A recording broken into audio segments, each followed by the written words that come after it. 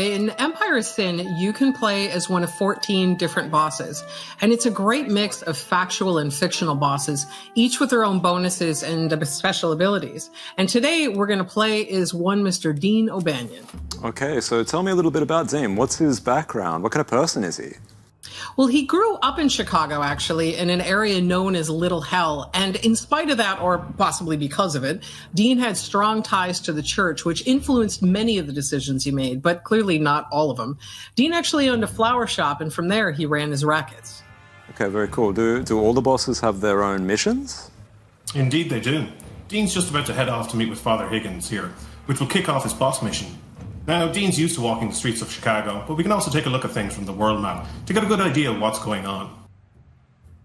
Here we see Dean having a bit of a holy sit-down with the good Father Higgins. Now, Father Higgins has received word that a brothel has opened up in a neighbourhood nearby, and if there's one thing that Dean cannot abide, it's brothels. There are several things Dean could pick to say here, but he does what he needs for the good of the church.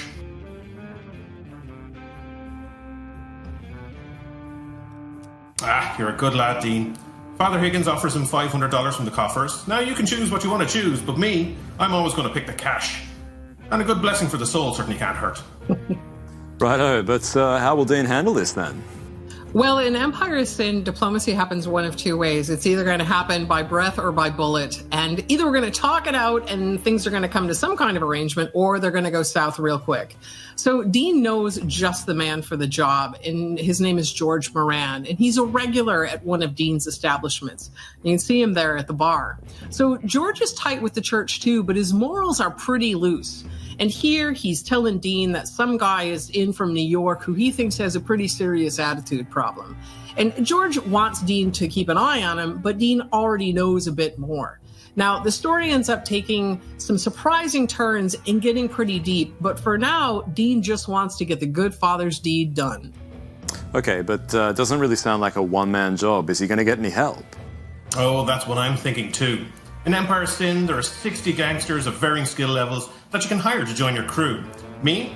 I'm going to go ahead and I'm going to hire on Maria Rodriguez and Guido Cerrone. Now, I fought with these guys before, and they're fantastic. Gangsters develop loyalty to their boss the longer that they work together, and they also have an individual attribute called morale, which affects how they perform. We know that every boss in Empire of Sin has their own combat ability. What's Dean's speciality? Oh, yes. Dean's combat ability is a ranged attack known as Blasphemy. Now, there were many accounts of Dean's brutal attacks during the Chicago newspaper wars where O'Banion and his crew were known as sluggers, and they would beat up the competition for rival newspapers.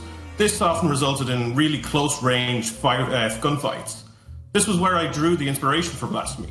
Using this move, Dean will fire a custom shotgun slug at the target, and when the slug hits the target, it explodes.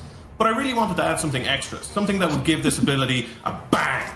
That's when I decided that Dean's boss ability would be devastating to heavily armoured foes. I wanted to shred their armour completely, and not just one target, but multiple targets. And as a final piece of the puzzle, the name. An awful, brutal attack delivered by a foe that saw himself as a saint. Blasphemy was a most fitting title.